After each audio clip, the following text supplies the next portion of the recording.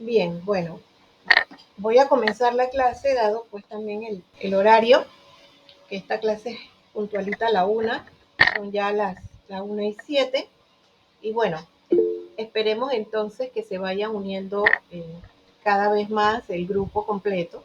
Gracias, Malena, ya tengo la información, me alegro eh, del tema de la estudiante Yeisel que entra más tarde. Bien, ahora mismo contamos con Tania, Malena, Yolanda, Kilmara, Gabriel y Doris que están conectados. Eh, como bien lo había anunciado en la clase, en la primera clase, lo estoy reforzando en esta segunda y también lo he informado durante todas las interacciones a través del Classroom, que es nuestra referencia, que estas clases son de debate, es decir, que usted tiene que venir ya con información leída, estudiada, trabajada, analizada, para hacer ya sea dudas, preguntas, consultas, debates, etcétera, lo que tengamos, lo que necesitemos, porque precisamente este es la razón de ser del constructivismo y no una clase donde pongo, qué sé yo, un PowerPoint o un video o cualquier cosa para eh, dar clase dada y pasada, sino todo lo contrario. Para eso precisamente entonces el Classroom, que es el que contiene, pues digamos, el material y la teoría y etcétera, ¿no? Que incluso también se está haciendo interactiva.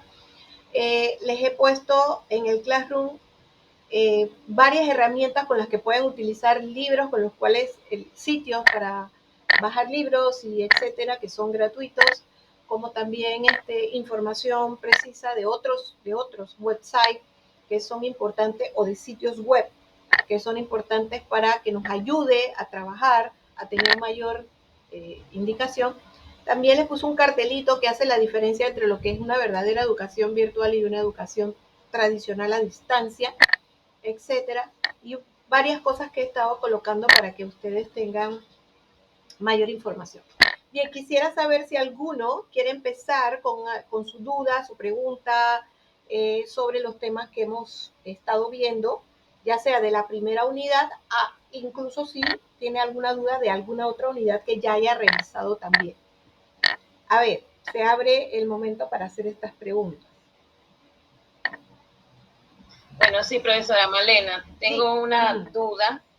Ya he avanzado bastante en la primera asignación que nos dio, pero bueno, yo no sé, pero me cuesta, no sé, yo he sacado más de 15 preguntas. Claro, puede ser más de 15. Porque no sé, yo en el primer tema yo saqué como 10, voy por el segundo y bueno, voy avanzando, ¿no? Claro. Entonces encontré un libro que nos facilitó una docente creo que fue en el segundo cuatrimestre, semestre, instrumentos de evaluación psicológica de la doctora Felicia González Llanesa. Ajá. Ahí en el capítulo 4 habla sobre el código de ética. Okay. Entonces, la pregunta es, ¿los artículos se copian textualmente o tengo que parafrasear? Porque esa es la duda que tengo, pues. Cuando usted va a hacer alguna cita de algún trabajo o sí, un libro, las citas pueden ser parafraseadas, también pueden ser textuales, pero entonces se colocan entre comillas si no son más de 40 palabras. Porque si son más allá de 40 palabras, entonces es mucho texto para copiar. Entonces, si son 40 palabras más o menos hasta ahí, se ponen entre comillas, que son exactamente lo que dijo el autor, y obviamente se pone quién es el autor y cuándo lo dijo. Pero si no, si es más de 40 palabras y usted puede parafrasear, entonces parafrasee. Eso ya va a depender entonces del análisis. O sea, qué análisis quiere hacer usted o si puntualmente quiere escribir lo que dijo el autor. Pero si ya son más de 40 palabras, entonces no se usa, obviamente, la entre comillas porque es demasiado, pero se explica hasta qué punto es del autor para estar clarito de que es una copia del autor. Porque cuando lo paso por el Turnitin, lo va a reconocer como el autor inmediatamente. Entonces, para yo misma, cuando hago el análisis de Turnitin, estar segura de que esa fue efectivamente es una cita suya, que usted realmente la citó y no que simplemente la copió. Pero eso ya depende de entonces cuando yo haga el análisis de Turnitin. No sé si me expliqué. A ver, Malena. Sí, o sea, ajá, sí, o sea, que esa era mi duda, porque yo quisiera copiarlo textualmente porque creo que es importante, ¿no? Pero sí, para la pregunta que estoy formulando, ¿no? Porque Okay. es sobre la ética. Okay. Por ejemplo, la pregunta era, ¿qué debe considerar el psicólogo a la hora de aplicar las pruebas psicológicas? Okay. Entonces, el psicólogo debe considerar los siguientes artículos sacados del proyecto, y pongo cito, ¿no? El libro, y entonces menciono los artículos. Ok, pero no, sí, pero no es necesario entonces allí que los copie, sino puede entonces poner incluso el libro, la edición y el número de página del libro donde están determinados para explicar, y usted entonces los explica, digamos, en general o uno por uno. Ahora, eso yo solamente estoy haciendo la sugerencia porque realmente es usted quien tiene, no sé, la libertad, porque sí la tiene, de poder explicar el tema usted. Yo solamente le estoy haciendo una sugerencia porque sé que el tema es un poquito largo en lo que usted está tratando de responder. Y es suya, exacto. También es su pregunta, no es la misma pregunta que hizo otro. Esa es la diferencia del constructivismo, que no se puede poner aquí y decirle, todos hagan esto, como estamos acostumbrados para las materias tradicionales, que dice, que te escribas de la página 1 a la 2 y lo que dijo el autor.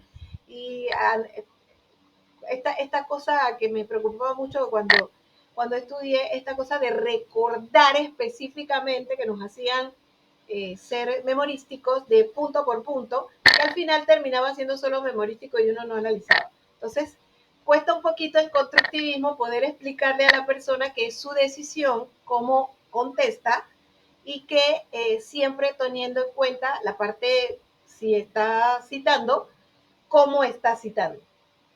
Pero tiene usted todas las opciones, tiene las opciones de hacerlo textual, siempre y cuando no se pase de 40 palabras, para poder citar específicamente, o si se pasa, entonces también tiene que estar claro de quién es para poder que Turnitin no me lo, o que si Turnitin me dice que es copiado, yo sepa que es que usted lo citó específicamente. Y si no, claro, y si no, sí me quedó clarísimo. Ajá, y si no, entonces no haga la cita sí, si no, parafrasee. Ya eso es otra cosa, ¿no? Lo digo en general, ¿no? No solamente para sus preguntas. En general, porque sé que van a encontrar muchas cosas. Pero muy interesante la parte que usted está mencionando, porque sí, tenemos que tomar en cuenta todo lo ético para poder evaluar. Muchas gracias, Malena. ¿Alguien más tiene preguntas, análisis, consultas? Profesora, sí, dime. Disculpe, buenas tardes. Si bien es cierto, no hay un número límite de preguntas máximo, pues. Claro. Son aproximadamente 6 temas distintos. Claro. Pero yo me fui en el gusto desde el primer tema y creo que solo del primer tema tengo un poco más de 9 preguntas. Claro, claro. Habría o sea, hay que tocar de alguna manera todos los temas del módulo sin importar la cantidad de preguntas que se saquen. Sí, Belén, y muy buena tu pregunta porque, fíjate, realmente el constructivismo tiene esta... ¿Puedes quitar el micrófono, por favor? Gracias.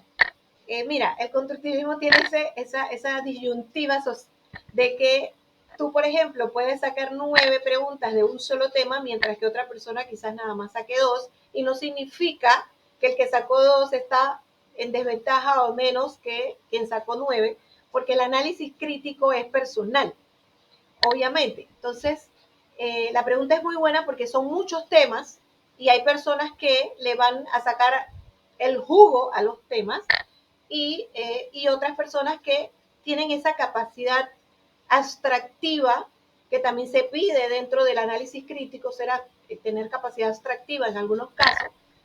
La diferencia que hay entre el mapa conceptual, que es conceptual, mientras que el cuadro sinóptico es abstractivo. se va a pedir pues que puedan hacerlo, y algunos serán abstractivos y otros serán más conceptuales. Así que por eso no hay problema, pueden 1000 preguntas si tienen, no hay ningún problema, lo que tengan, lo que usted analice. Ya voy, Yolanda, un momentito. Lo que usted tenga realmente, porque es usted quien analiza su tema, es usted quien la responde y además es usted el que se va a tomar el tiempo. Así que sí es necesario, por eso es que es una sola tarea en un mes, es una sola tarea de la parte 1, como una sola tarea de la 2, una sola tarea de la 3, una sola de la 4, y todos, como van en orden secuencial, todos valen el examen final. Es por eso, porque no es igual que pasar un tema, analizarlo, examinarlo, salir de eso y olvidarse. Estos temas tienen que estar concatenados, organizados, unidos, y tiene que ser usted quien los lea, se interese, los analice, los resuelva para poder que los entienda, que es lo que no nos pasaba con la educación tradicional. Si usted está ya empoderado de su tema, usted ya está entendiendo el tema. Así que ahí, Belén, no sé si te contesto la pregunta. Sí, profesora, muchas gracias. Listo, Yolanda, con mucho gusto. Profa, ahí también hay un punto que usted habla sobre las imágenes, sobre imágenes. ¿Es la imagen del libro, la portada, o era algo adicional? Lo que usted quiera, porque de repente hay personas, eso lo aprendí yo hace, ¿qué te puedo decir? Yo tengo 30 años de ser docente, así que hace bastantes años, 20, que aprendí. Por ejemplo, a mí me tocaron estudiantes de mercadeo y publicidad, y con ellos era muy difícil dar clases. Después de 15 minutos ya ni siquiera te prestaban atención, y la devolución de información siempre les costaba muchísimo, porque ellos son de inteligencia espacial y demasiado abstracta hacia arriba. Entonces, lo que aprendí es que ellos podían hacer imágenes, dibujos, definitivamente eran unos trabajos espectaculares, porque era psicología de la publicidad y etcétera. Entonces me devolvían con imágenes, revistas, libros, análisis excelentes, bonitos, que todavía conservo, que parecen museo. Hay personas que tienen más capacidad de explicar las cosas a través de imágenes que a través simplemente de escribir. Entonces, por eso yo le digo que usted puede, a la vez que escribe, porque sé que en psicología sí hacemos las dos cosas. Nosotros no solamente tenemos inteligencia espacial, tenemos un montón de inteligencias más. Entonces, puede usted escribir su respuesta añadiendo una imagen que usted considere. Ahí sí Turnitin, aunque vea la imagen y sepa que es de internet, por lo menos yo voy a saber, porque el análisis de Turnitin no es solamente lo que dice Turnitin, sino yo misma analizando Turnitin, persona por persona, voy a saber que esa fue una ilustración. Claro está que la ilustración tiene que tener completamente relación con lo que está explicando. Así que eso, o sea, no es obligatorio para nadie, es para el que quiere. Para el que quiere ponerle una imagen, se lo puede poner. Pero yo sé que tu pregunta va en función de que de dónde lo sacaste. No, no tiene que ser que si pones la página del libro donde la sacaste o la imagen del libro, no. Es en relación al análisis del tema.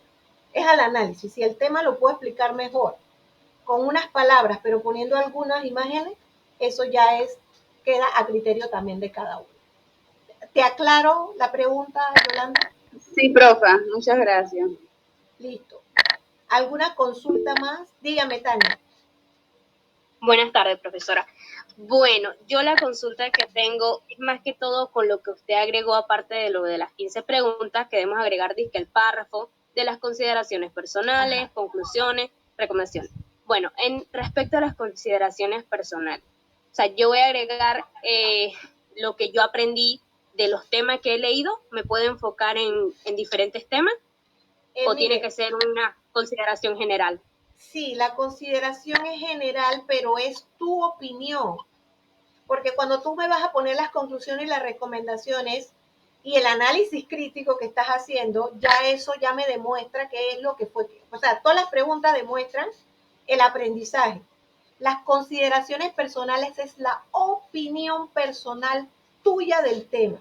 me gustó, no me gustó, sirve, no sirve, se aplica, no se aplica, es interesante, no es interesante, dónde lo uso, para qué lo uso, me gusta, no me, o sea, la opinión tuya. Ahí sí no estoy viendo nada de lo que, digamos, aprendiste, analizaste, porque eso ya lo hiciste con las preguntas. Ya me lo demuestra con las conclusiones y las recomendaciones y la bibliografía que tuviste que buscar para poder contestar. Ahí es tu opinión y es vital que nosotros todos tengamos la capacidad de opinar sobre un tema. Ayer, para contestarte mejor la pregunta, Tania, te doy una anécdota que pasó ayer. Primero me designan para una reunión, quedé un poquito en shock porque yo casi todo teletrabajo. Sin embargo, me pidieron ir a una reunión de el Consejo de Rectores porque se está tocando el tema tan importante en estos días acerca del suicidio, especialmente el suicidio en jóvenes. Y como todas las universidades de este país lo que más contienen son jóvenes, pues se reunieron fue una reunión urgente y de notoria necesidad extraordinaria para abordar el tema, para que las universidades aborden el tema y por lo menos trabajen en algo de prevención. ¿Qué pasa? Que cuando están en la reunión, las reuniones de tipo de rectores son muy protocolares. Es que levantó la mano, que no sé qué, toda una cosa, una serie de cosas. Sin embargo, el tema fue tan importante que ya llegó un momento en que hubo que hasta interrumpir. Yo fui una de las que interrumpí, porque el exponente es de la línea psicoanalítica, doctor, y de la línea psicoanalítica, y solo estaba abordando el tema desde ese punto de vista. Así que tuve que intervenir y yo sé, me miraron por allá así, esa mirada de esta señora, ¿por qué está interrumpiendo y qué se cree y toda la cosa? Pero hay cosas en las cuales nosotros no nos podemos comer el tema y esa es la razón de cambiar al constructivismo y no de la educación conductista tradicional, que todo el mundo está acostumbrado a que así es y ya, y no se dice más nada. Pero si vamos a hablar de un tema tan serio como el suicidio, pues hay que intervenir y decir que no solamente el psicoanálisis o el enfoque psicoanalítico tiene alguna idea de lo que es desde la prevención primaria, secundaria y terciaria, porque el psicoanálisis ni siquiera aborda la prevención terciaria, apenas si toca la secundaria, algo de la primaria y, soy honesta, creo que no previene mucho nada. Entonces, pero esa ya es mi opinión personal, así que tuve que interrumpir. Más o menos eso es lo que estoy diciendo que pasa ahí, Tania. Cuando tú estás escribiendo, tú estás poniendo lo que tú opinas. Yo opino que, a mí me parece que, yo no lo veo así, yo lo veo así. ¿Me explico? Ahora sí. Sí, profesora. No, sí se lo preguntaba porque yo, digamos que hay unos temas que, digamos, me gustan más, hay otros temas que no me gustan más y lo he leído y por eso, pero lo voy a dar entonces ahí en general y más que todo también porque usted puso un párrafo. Exacto. Entonces yo siento que voy a agarrar más de un párrafo. Ok. No, es que eso no es el problema. Lo que pasa es que, Tania, yo tuve que comenzar con un párrafo porque a la gente le cuesta escribir sobre sí, sobre sus opiniones. Así que no hay problema. Si usted se pasa del párrafo, no hay problema. Recuerde que cada trabajo es único y yo lo trabajo como único. Así que no hay problema con eso. Después de que Gracias, profesora. De hecho, a mí me gusta leer más esa parte de las consideraciones personales porque es lo que tú opinas del tema. Y me enriquece mucho lo que el estudiante dice y también ayuda a acomodar a veces la clase. Eso incluso tiene que ver, por ejemplo, ahorita con la evaluación diagnóstica de ustedes, que yo estuve leyendo, que en términos generales ustedes la mayoría entiende que es evaluación diagnóstica, pero también tiene sus opiniones acerca de qué es lo que debemos abordar. Y estuve leyendo, por ejemplo, los abordajes que ustedes pusieron ahí. Alguien escribió, la evaluación psicológica solo se realiza una vez en la primera cita con el paciente. Y esa para mí es una pregunta muy seria y muy importante que hicieron en la evaluación formativa. Porque realmente sí nos acostumbraron, o por ejemplo, yo vengo de la escuela tradicional donde tú evaluabas una vez. Ya tenías ese insumo de la evaluación del individuo y no evaluabas otra vez o en otro momento. Sin embargo, conforme pasa el tiempo y en el área forense, que me he tenido que he tenido que trabajar de propio, o sea, que tuvimos que aprender nosotros mismos en el campo, pues nos dimos cuenta de que la evaluación puede ser continua y en cualquier momento, y también depende de las circunstancias y de las situaciones, como por ejemplo que la evaluación sea solo forense. A mí me ha costado, por ejemplo, con colegas que comprendan cuando me llaman, es que tengo un casito que tiene que ver con legal, es con usted. Yo, aguante.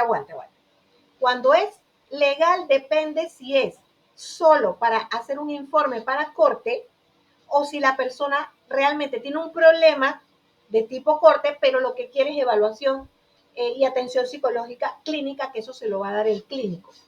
Entonces, no, sí, lo que ella quiere es un clínica. Bueno, con usted. Porque tampoco podemos hacer que el paciente esté aquí y allá y estresado, cuando en realidad, si está buscando ayuda terapéutica, sea con el clínico que le va a dar la ayuda terapéutica.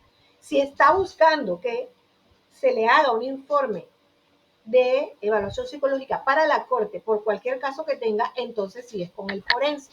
Entonces hay que ir aprendiendo también esas cosas y por eso es importante saber, en este caso, de la evaluación de la pregunta esa que hicieron, es importante que quizás hay otros momentos en los que habría que evaluar.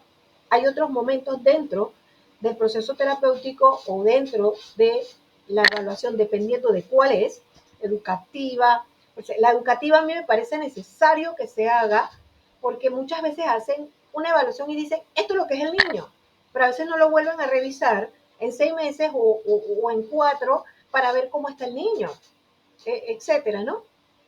Y se basan a veces nada más en esa evaluación para tomar decisiones. Y no es conveniente. Es mejor que uno sepa que puede, dentro del proceso y dependiendo del caso. Esa fue otra de las razones por las cuales el constructivismo fue necesario que aprendiéramos rápido, porque la gente no es un punto 5 de nada. La gente no es del 0 al 50, la gente es así. Del 80 al 90, la gente es así. Eso no es cierto, eso es falso. Las personas son diferentes y de hecho me atrevería a decir con toda propiedad después de tantos años de experiencia que la gente es impredecible al final de cuentas. Después de tanto conocer a una persona, después de tanto tener una idea de una persona, de repente ocurre una cosa y tú dices, no puedo creer que lo haya hecho.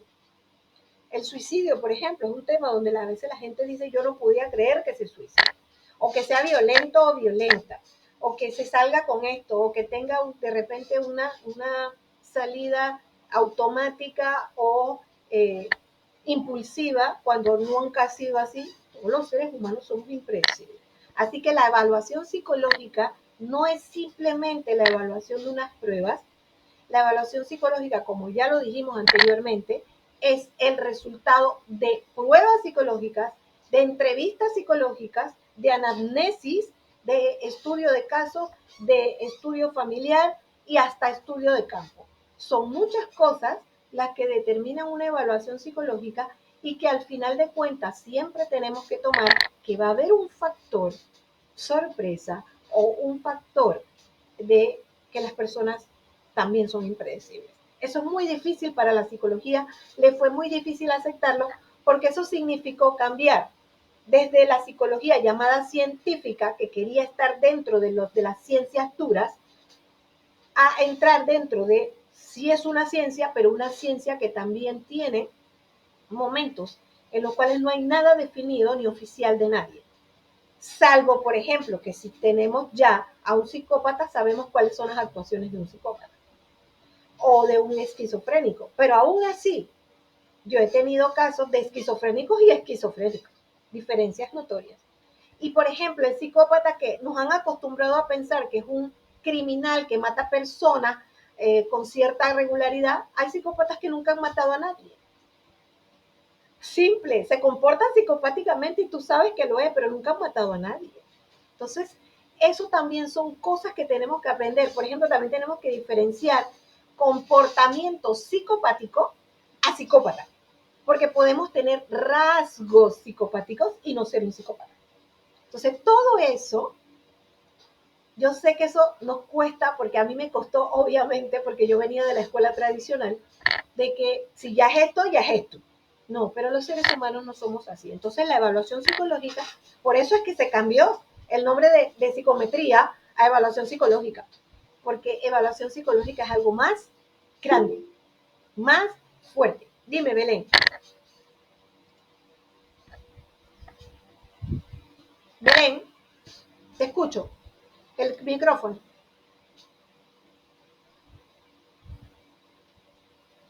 ¿Me estás escuchando, Belén?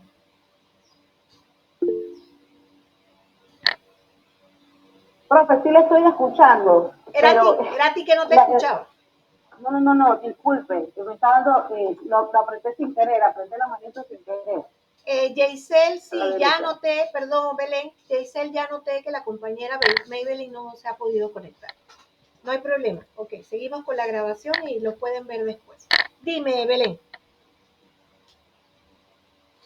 ¿Me ibas a hacer preguntas? No, profesora, disculpe, le estoy diciendo que había apretado sin querer. Ok, perdona, es que por estar prestando atención acá no te escuché bien. Disculpa. Bien, ¿alguien más sobre este tema o otro tema?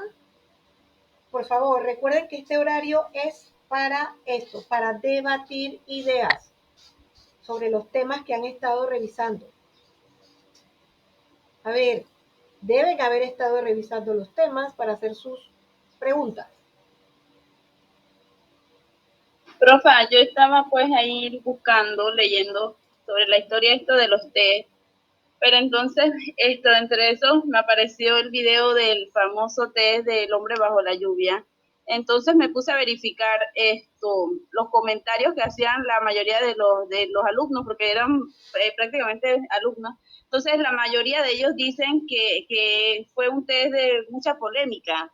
Entonces, no entiendo si porque la mayoría no lo pasaba o porque era tomado en cuenta, era muy estricto al momento de evaluarlo. No me quedé ahí con duda de que por qué era tan polémico, pues porque la mayoría de los alumnos, incluso hasta las personas un poquito más adultas ya lo veían también de esta forma. Entonces yo dije, bueno, voy a consultarle a la profesora por qué surge esto.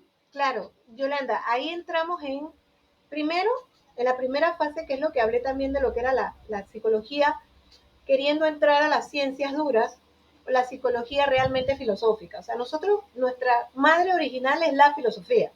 De allí surgimos. Ahora, todos los campos surgieron de la filosofía, porque todo el mundo se hizo preguntas filosóficas y cada una fue surgiendo, ya la medicina, etcétera, todas estas ciencias, física, química, biología, se fueron tomando el campo de científico verificable, mirados, que yo veía cuando combinaba una sustancia con otra sustancia, lo que se creaba, etcétera, ¿no?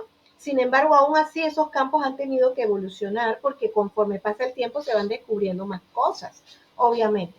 Pero la psicología, cuando se desprende o quiere desprenderse también de la filosofía para hacer una ciencia dura, se casa, se emociona con la ciencia dura y comienza a crear los test psicológicos, comienza a enmarcar a las personas dentro de conceptos llamados psicoanálisis, llamado conductismo, y todo lo que hemos visto hasta el sol de hoy, y queriendo también organizar a la gente por baremos, sesiones y cosas así.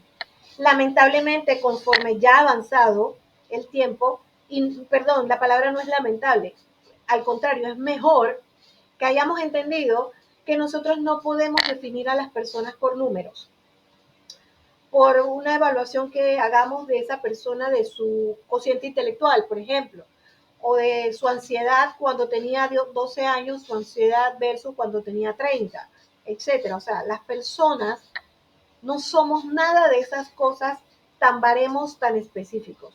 Somos seres en procesos evolutivos y como yo les llamo hoy en día, psicoevolutivos, más que simplemente evolutivos, psicoevolutivos, porque el ser humano cada vez es más su cerebro, cada vez es más lo que él percibe del mundo. ¿Y quién percibe el mundo? Es el cerebro. Pero nos dimos cuenta que cada cerebro es diferente. Entonces imagínate, si cada cerebro es diferente, el mundo se percibe diferente. Pero no nos gusta, como venimos de esa ciencia tan positivista, tan definida, no nos gusta oír el tema ese de diversidad, de pensamiento, de ideas, porque estamos demasiado acostumbrados y metidos al control, a la tablita, a la receta de cocina, a los manuales, el DSM, el CIE-10, estamos acostumbrados a el diagnóstico, sacamos un diagnóstico versus esto es lo que es la persona, versus esto es lo que hay que darle tratamiento, versus lo que... Lamentablemente las personas no se curan así.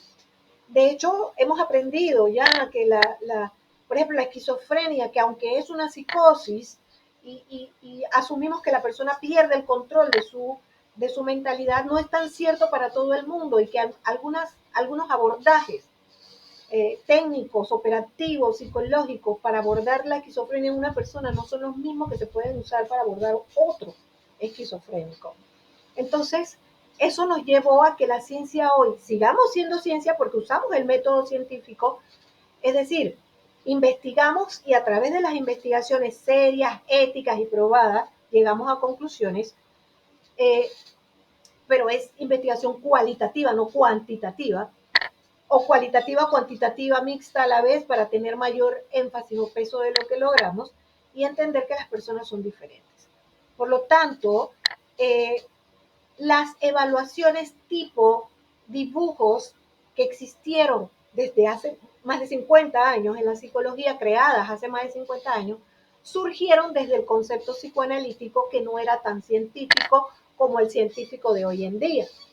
Entonces, obviamente, en aquella época se confiaba bastante en esas pruebas y surgieron muchas más. De hecho, la primera realmente o más valiosa fue el Macover y el Rorschach, que ya el Rorschach ya lo elevamos incluso a forense, por el hecho de que sí ha demostrado durante las últimas décadas que sí tienen una importancia notoria en el inconsciente de las personas, pero que no lo podemos usar como única expresión del ser humano.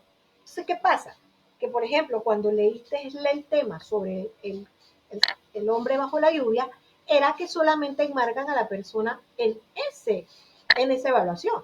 Y me ha pasado que algunas personas incluso hasta se sienten incomodísimas cuando ven la evaluación del Macover, y por eso fue que yo comenté en la clase anterior sobre el tema de el rompehamburguesas de McDonald's, porque había que tener mucho cuidado con la evaluación de esta persona en los dos campos, tanto en lo psicotécnico o lo psicológico de las pruebas psicométricas que sacan medidas, junto con las pruebas proyectivas, en este caso como la que estás mencionando, hacer un análisis de ambas comparativamente con la entrevista psicológica, la anamnesis del individuo, si es posible la de campo y la de las referencias familiares, para poder entonces hablar. Allí los comentarios van es porque solamente están usando esa prueba para determinar a alguien, y la prueba no te ayuda para eso. Te da una idea, ya voy Malena, te da una idea, pero no, nadie puede sacar de una prueba psicológica ningún diagnóstico y mucho menos un tratamiento psicológico sacado de ese diagnóstico, de esa prueba simple. Entonces, eso es lo que pasó, que eso fue lo que viste. La discusión es porque la gente entonces se cree que ya es eso y que eso es lo que tiene que determinar su vida. Nosotros no. Nosotros los científicos sabemos que son muchas medidas y muchos puntos de vista para tomar decisiones serias de un diagnóstico diferencial de alguien y, por lo tanto, del abordaje técnico especialísimo que tengamos que hacer para su tratamiento. ¿Queda claro, Yolanda? Sí, profa, pero ve, algo más, profa. ¿Esta prueba solamente era utilizada para el área laboral? No, esta prueba es de Utilizada, persona. Ajá, dígame. era utilizada en otros ámbitos también. Por supuesto, porque esa es una prueba de personalidad. Ujú. Entra dentro de las de personalidad. Pero por eso es que yo las uso, pero yo las uso junto con otras pruebas de personalidad, pero ya de tipo psicométricas, que me dan informes métricos y yo puedo comparar una con la otra. De hecho, si son consistentes ambas, aunque sean diferentes, una mide y la otra analiza, si son consistentes, pues es perfecto. En el caso que yo mencioné, que eran inconsistentes. Una me decía que la persona estaba estable, mientras que la otra me hablaba hasta de un problema grave, profundo psicológico. Cuando encuentro eso, claro está que ahí significa que hay un problema. Pero en mi época, o cuando yo comencé esto, que estoy hablando de los 90, nosotros creíamos que la prueba psicométrica era la que estaba tomando toda la decisión. Mientras que en ese momento no era, porque esa persona demostró ser un problema hasta llegar al punto de matar a un individuo. Entonces, por eso es que los psicólogos tenemos que tener toda la gama de posibilidades para utilizarlas. Y eso que tú dices, no es tan cierto, eso de que nada más hay pruebas para evaluación de personal o para educación. O sea, sí es cierto que hay algunas que son más específicas, pero nosotros debemos tener una evaluación global. Porque yo, precisamente, cuando hice mi tesis de grado de psicología, lo hice con el inventario multifásico de la personalidad de Minnesota, que es clínica, es muy clínica, pero yo la adapté bueno, no la adapté, la utilicé para selección de personal. Y fue mi maestro el que me dijo, usa esa prueba, independientemente de que no sea para eso, usa esa prueba porque tú necesitas en el perfil que estás buscando, que era en ese entonces era de los guardias de seguridad de mi época, que eso responde a un problema que había en esa época con los guardias de seguridad, por lo de la invasión, que se perdió los policías y todo lo demás y quedaron los guardias de seguridad. Y a cualquiera lo ponían a hacer guardia de seguridad con armas y todo eso. Entonces hicimos el trabajo. Esa tesis fue incluso pagada por una fundación del Club Rotario para que pudiéramos demostrar que no se le podía dar armas a cualquiera. Y allí se usó una prueba siempre usada en clínica, pero para selección de personal. O sea, los psicólogos debemos entender que si queremos buscar personalidad y en este caso para guardias de seguridad necesitamos saber su línea patológica, hay pruebas clínicas patológicas que deben ser usadas, aunque no se usen en selección de personal, porque el 16FP nos saca básicamente problemas psicológicos graves, sino por encima, que es una de las que se usa en personal. Entonces, el psicólogo tiene que ser versátil y capaz de entender toda la dinámica con la cual está trabajando. ¿Claro, Yolanda? Gracias, profa. Malena. Sí, profesora, en la misma línea de que está hablando, en las empresas aquí en Panamá, la gran mayoría debería ponerle una prueba psicológica a su personal, ¿verdad? Cuando lo van a contratar, o es una prueba que simplemente para, pues, no sé, ver algunos rasgos, qué sé yo, pero sería bueno que cada empresa, así como lo hacen en Meduca, pues que nos mandan al psicólogo y al psiquiatra a hacernos una entrevista, ¿no? Con un psiquiatra o un psicólogo para ver cómo estamos. Porque yo varias veces he ido al psiquiatra y al psicólogo a hacerme esas entrevistas y no quiere decir que yo sea una loca o qué sé yo, ¿no? Pero es algo que te exige porque tú vas a trabajar con adolescentes, con niños y es importante, ¿no? Pero mi pregunta es, en las otras empresas que Panamá tiene, ¿no hacen esas pruebas? ¿No les exigen a su personal? Porque aquí en Panamá se están dando muchos casos, así como te dice, pues, de suicidio y pues tantos casos que el esposo mata a su pareja y entonces las preguntas, ¿no? Dije, oye, pero él no era así, pero ¿qué pasó? Pero entonces yo me pregunto, yo dije, pero ¿y entonces dónde quedan estas pruebas, pues estos test para darnos cuenta, ¿no? De que cómo podemos ayudar, ¿no? Cómo podemos solucionar, porque yo veo que esto sigue y sigue y sigue, y cada hay miles de casos. Y yo veo que, no sé, nadie se manifiesta. Sí, es una inquietud que tengo, profe. Sí, Malena, yo te comprendo perfectamente. Yo te comprendo porque realmente uno quisiera tener la bolita mágica y poder decir, bueno, este individuo está sano y no se va a suicidar. Pero mira, aunque la tengas, el ser humano es tan impredecible que aunque tengas una evaluación psicológica que determine que la persona está sana mentalmente y llega a suicidarse, y tú quedas en shock y tú dices, Dios, pero si yo tenía toda una evaluación, te va a pasar. Te va a pasar porque los seres, esa fue la razón por la cual debimos habernos vuelto constructivistas hace rato. Ya nos los estaba diciendo el diario vivir, pero bueno, éramos tercos, con eso del conductismo éramos muy tercos.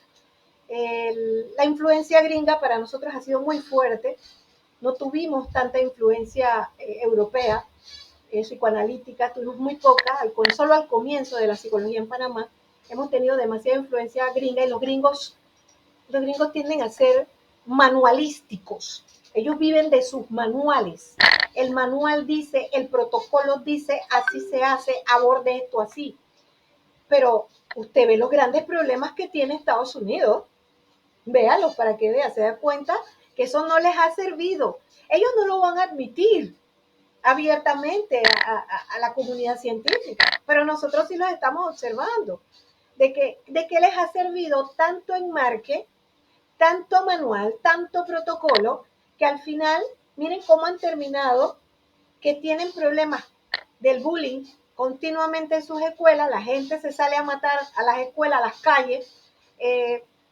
son el país que más psicópatas ha tenido en la historia del mundo, que han eliminado miles de personas, han matado miles de personas con técnicas y cosas terribles que han hecho estos psicópatas, que han habido en el mundo, pero ellos son los que más tienen. Son en el mundo ahora mismo la mayor población carcelaria del mundo, el país que más gente tiene en cárcel presos, por ejemplo. Entonces, ¿eso qué te dice? Que ese manualístico, ese mundo de tener en casillas, no siempre funciona. Esto no quiere decir, y ahí es donde viene, por ejemplo, nosotros los forenses que nos tocó, que nos piden eso de la predicción de la conducta, que nos preguntan, ¿usted cree que a esta persona se le puede dar salida, que esta persona puede salir de la cárcel, que esta persona puede tener permisos, que etcétera? ¿Usted cree que se puede hacer eso? Porque, pues, tenemos entendido que es una persona con conducta criminal o peligrosa. Nosotros siempre tenemos que poner, si encontramos que la persona efectivamente es peligrosa o no lo es, tenemos que poner que al momento de hacer la evaluación encontramos esto. ¿Por qué? Porque si esa persona cambia, no nos van a venir después a decir, usted dijo que no era peligroso y mire lo que resultó ser. Pero nosotros siempre vamos a decir, sí, pero nosotros colocamos allí que al momento de hacerle la prueba, la persona estuvo en estas condiciones. Eso quiere decir que esa persona en ese momento estaba bien, pero que nosotros no respondemos por lo que pueda pasar en el futuro, porque las personas cambian. De hecho, es muy probable que hasta mientan en las pruebas, o me salgan bien en las pruebas, o me engañen. Ya por eso les di el ejemplo ese que tuvimos hace muchísimos años, que, bueno, ahí no fue solo el engaño de la persona porque no lo hizo intencional, sino también fue nuestra creencia ciega en las pruebas que son psicométricas y no ver también, en este caso, las pruebas no psicométricas o proyectivas, que nos estaba hablando más de la persona que la psicométrica. Que la persona puede ser las dos cosas, hago constar, ¿eh? No es que esto es una contradicción, la persona puede presentar esos dos, pero ¿qué cosa determina lo que va a ser una persona? Su ambiente, su salud mental, etcétera. Una persona puede venir con condiciones de ser una persona seria, honesta y sincera y terminar viviendo en un lugar donde no lo son y llevarlo hacia la delincuencia. Como también puede ser al revés, alguien con conductas malas, perversas, delictivas, etcétera, pero que sea educado en un ambiente más sano, de amor, de atención, que probablemente pueda reprimir o dejar atrás esas conductas.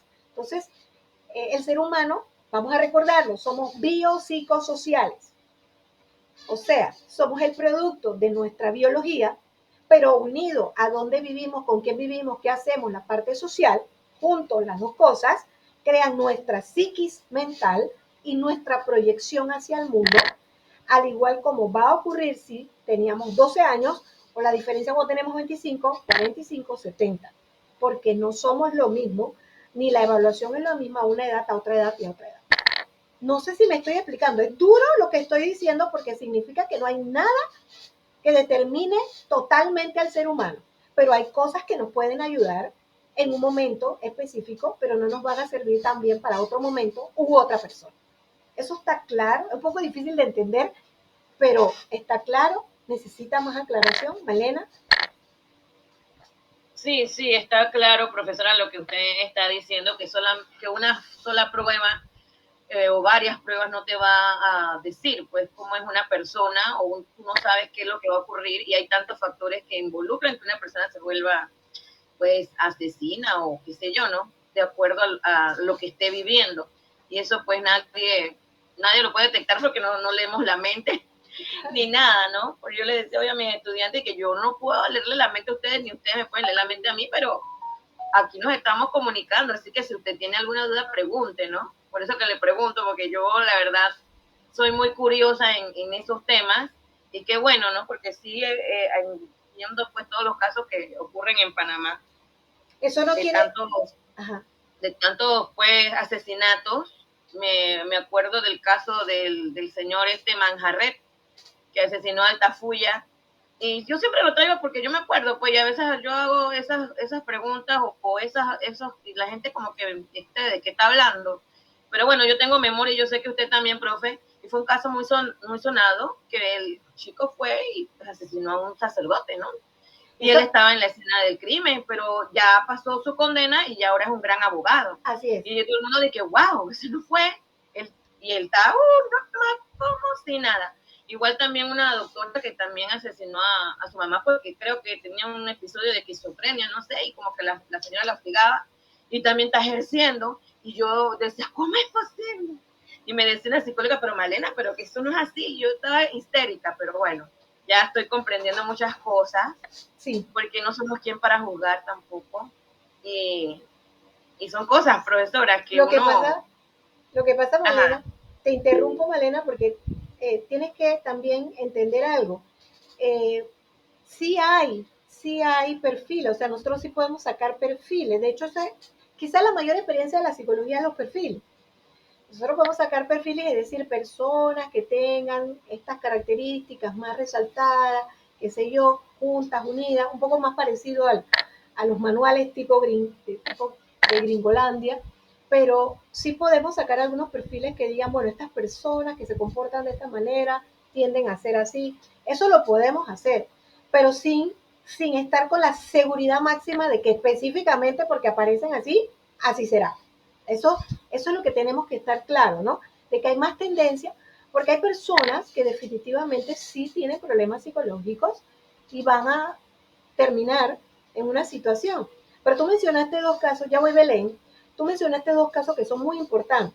En el caso de Manjarres, que al principio él, pues por supuesto, fingió que no había sido él, hasta que pues evidentemente la situación lo llevó allá, la investigación criminal a demostrar que fue efectivamente él y que venía de una serie de arrastres emocionales que él tenía y que están relacionados con muchas cosas peligrosas, porque dentro de la iglesia, si bien es cierto, está también toda la gente buena, positiva y que ama a Dios y que están representando a Dios, también están todos los que no lo son. Por supuesto, ya hemos visto toda la historia de la iglesia, de los abusos y todo este tipo de cosas. Entonces, obviamente, pues él ya, con alguna de sus características de personalidad, ya Manjarres tenía características de personalidad pasivo-agresivas que pues fueron creciendo dentro de estos ambientes, porque los ambientes para convertirte en sacerdote son muy estrictos y las personas sin criterio emocional pueden verse afectadas por ese ambiente estricto. Entonces, lamentablemente él desarrolla pues esta situación y otras cosas más que no sabemos si realmente el monseñor o quien sea hicieron algo contra él que evolucionaron hasta ese nivel.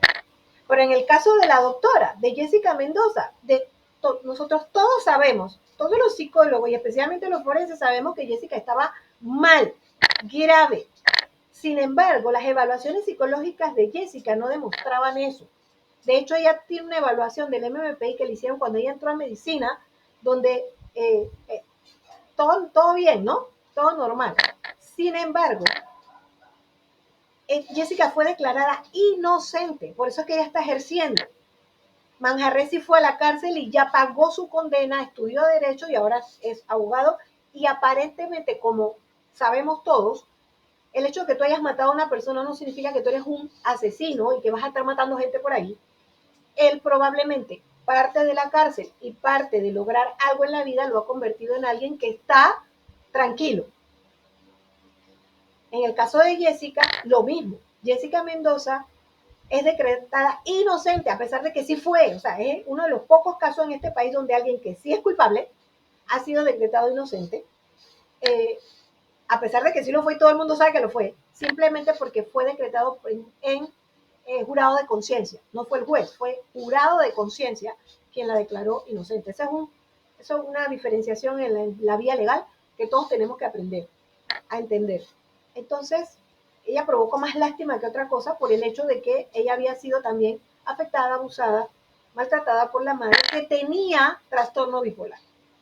Entonces, obviamente, esta serie de cosas demuestran que las personas son impredecibles. Ahora Jessica está ejerciendo como médico, ella no es un peligro para la sociedad, no va a matar a nadie.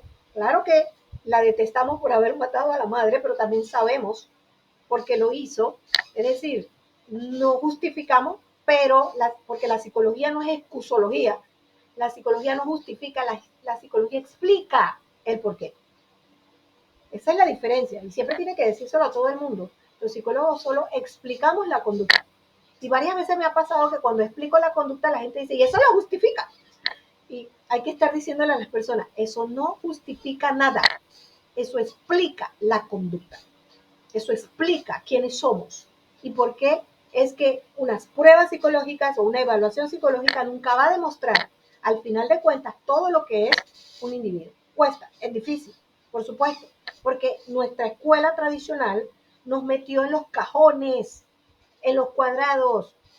De hecho, todavía la educación a la que nosotros estamos sometidos nos mete ahí en el promedio, en el grupito, en esto. Estos son así. Los del 0 al 15 son así. Usted es el que tiene, usted, psicólogo, en pichón de psicólogo que todavía están estudiando, usted tiene que irse de aquí hasta que se convierta en profesional en entender eso, que no hay tal cosa como una definición. Hay perfiles, pero no hay una definición de personalidad ni algo que defina.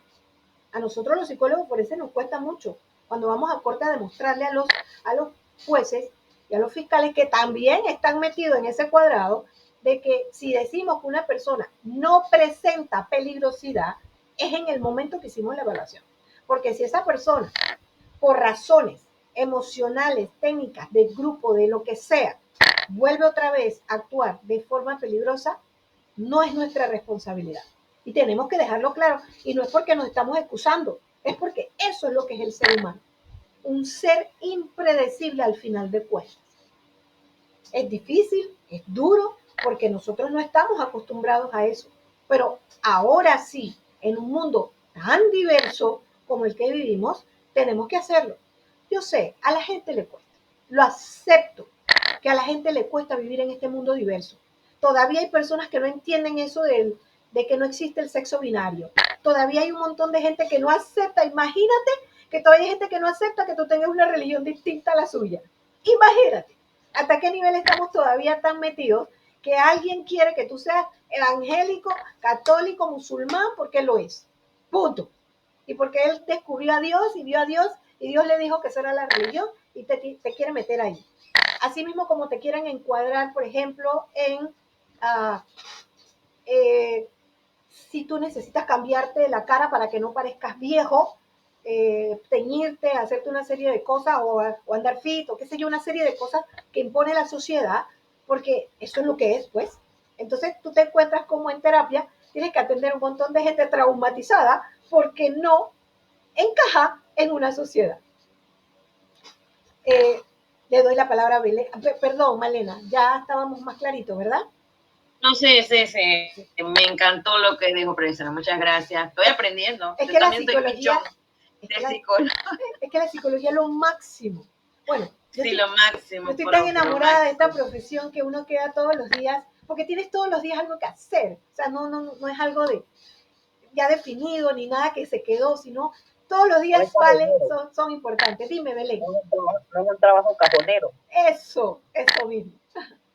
Dime, no, profesora, dándole seguimiento a lo que decía Malena, realmente me llega el caso de Manjarres, porque en ese tiempo Manjarres fue compañero mío de la universidad. Y él no es abogado hoy día porque él decidió ser abogado en la cárcel. O sea, Manjarres estaba en 5º año de Derecho. Manjarres estaba en 5º año de Derecho, siendo Simalanda, estudiante de pura A, porque era un hombre extremadamente brillante. O sea, en el salón no había una persona más elocuente con análisis crítico que Marcos Manjarres. De hecho, era un muchacho extremadamente, sí, siempre tuvo un problema, con sus emociones.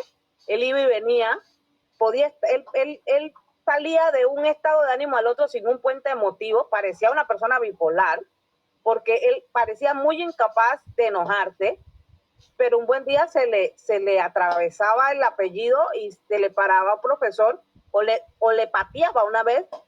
Me acuerdo que el profesor Armodio Archibol, siendo esposo de la decana, de la vicedecana de la facultad, le pateó la puerta y le azotó la puerta para que el profesor saliera de la clase porque ya su hora había terminado y él quería entrar a dar su siguiente materia, que era la clase del profesor Lombardo, que en ese momento era el decano. Y el decano le dijo, me acuerdo bien, al profesor Archibol, mira, déjalo, porque el profesor Archibol, un hombre muy él, decía que cómo era posible que un pinche estudiante viniera a hacerle ese arrebato y que él necesitaba un escarmiento. Y Lombardo, que era un hombre muy pasivo, muy tranquilo, cero estrés, le decía, déjalo, él ya se va, no le falta mucho, le faltaban 2 semestres para graduarse. Y a la semana de ese evento, se da la situación con el cura. O sea, él traía, como bien se le mencionó, una situación de arrastre. Él se había ido a El Salvador a tratar de ser cura, y allá, no sé, no voy a especular, ni voy a repetir lo que no me consta, pero se dieron situaciones y lo devolvieron, y entonces intentó acá en el Seminario Mayor San José, y tampoco, también lo echaron. Entonces, ¿qué le quedó? Dedicarse a hacer los nacimientos de la iglesia San Gerardo Mayela, donde él hacía su servicio, no comunitario, su servicio pastoral, pues él estaba en las pastorales de la iglesia. Claro. Pero había aparentemente cierto estigma que venía desde la época de cuando él se fue a El Salvador, no sé, El Salvador, por allá Centroamérica, a tratar de ser cura, y pues ahí ese fue el principio de su fin. Claro. Pero dentro de la cárcel, incluso esos 12 años que estuvo preso, fueron una tortura china, porque él era muy extrema. Ahí terminó de aflorar ese deseo de eternamente estarse defendiendo y también de estarse, no quiero decir victimizando, pero sí estar en ese rol de víctima porque él sintió que fueron injustos, y yo también creo que hubo mucha injusticia. No voy a decir que fueron injustos en la decisión, pero sí hubo mucha injusticia a lo largo de su vida. Y en la cárcel él tuvo una lucha intestina, digo intestina porque nunca la iba a ganar, con todos los días, desde el día 1 hasta el último de sus 60 meses, de sus 140 meses de prisión. Y lo digo porque yo lo vi, a mí nadie me lo contó, yo vi a Manjarres en La Joya. Notas que van y notas que vienen con el director peleando por su comida, peleando para que le metieran sus medicamentos, peleando para todo. Yo digo que la cárcel también, a pesar de todo, fue una terapia. A pesar de haber sido tan dura, fue una terapia para él de todas maneras. Por supuesto. En cierta forma, hago constar, porque no se propuso como terapia, así que no se puede llamar como tal. Pero en cierta forma sí lo fue. Porque eso que tú estás diciendo ahorita, me apoya la teoría, lo que estás aportando, que no lo sabía yo, el hecho de tener que enfrentarse a lo que él toda la vida se enfrentó, pero no lo afrontó, no es lo mismo que sí afrontarlo. O sea, aprendió a afrontarlo. Por eso es que hoy día yo lo veo con más calma. Y lo veo que estoy segura de que, un poco más segura de que ya no van a aflorar cosas dañinas para hacer más daño a nadie, porque ya enfrentó todos sus demonios, por decirlo así. Y no solamente eso, el hombre tiene toda la capacidad para ser un abogado reconocido, no solo por haber matado a un cura y convertirse en abogado, sino porque es brillante en lo que hace. Es uno de los pocos buenos penalistas que tiene este país. Sí, Belén, mira, es que esa parte que tú acabas de decir, tú perdona que interrumpa, porque es que este es un debate. Mira, la gente no entiende que la parte brillante de los individuos tiene que usarse. Eso es lo que estaba diciendo hace un rato, de entender la diversidad. Es decir, todos los humanos somos brillantes y extraordinarios, todos. Pero tenemos que saber cómo utilizar eso en nuestro beneficio. Y nuestras culturas no lo hacen. A los niños que son brillantes, que ya tienen un CI, cociente intelectual altísimo, no los tratan como deben tratarlo. Y es por eso que muchas veces, en el caso, por ejemplo, de Manjarres, al contrario, porque acuérdate también su piel oscura, también en lo absurdo que es también el tema del color de piel. O sea, no asumen que alguien con ese color de piel también sea una persona brillante. Cuando la brillantez no tiene nada que ver con el color de piel. Eso ocurre en cualquier parte del mundo, a cualquier persona del mundo, pero no lo aceptan. O sea, nosotros los psicólogos, por eso que yo digo que amo esta profesión, somos los que debemos entender que sí existe la diversidad tan grande, pero tan enorme, que no cabe en ningunos manuales. Que los manuales nos ayudan, sí, pero la gente puede ser inmensamente diversa. Demasiado. Sexual, raza, psicología, etcétera. Somos diversos. Así que nada de encasillar a nadie, ¿no? Entonces, el tema de la doctora, por otro lado, ella no era inocente. No, para nada. Ella era no culpable. Exacto. Porque esa es la sentencia que dan. Ella es no culpable porque su inocencia se presume desde el primer momento y consiguió probarlo por un trastorno mental transitorio que pudo no ser, pero bueno, consiguió comprobarlo. Creo que Carrillo, creo que era el abogado de ella. Ella consiguió que el jurado de conciencia le tuviera lástima. ¿Qué pasa con el jurado de conciencia? Y usted lo sabe, profesora. En este país, los abogados tenemos un viejo adagio de que en este país más rápido se sale por homicidio que por droga. Así es. Usted me dice a mí que Belén atiende a fulano que mató vamos para allá, porque yo sé que yo lo voy a poner en la calle, porque al final de cuentas yo tengo una hora dividido en 30 minutos para demostrarle al jurado, y no en derecho, sino tocando del corazón, y eso es pura psicología. Sí, fue eso. En el caso de ella fue psicología. Una actuación magistral, donde uno tiene todos los recursos habidos y por haber, que ninguno está en ningún código, para ganarme al jurado, que ellos voten por mí. Claro. Porque eso es un concurso de simpatía. Así es.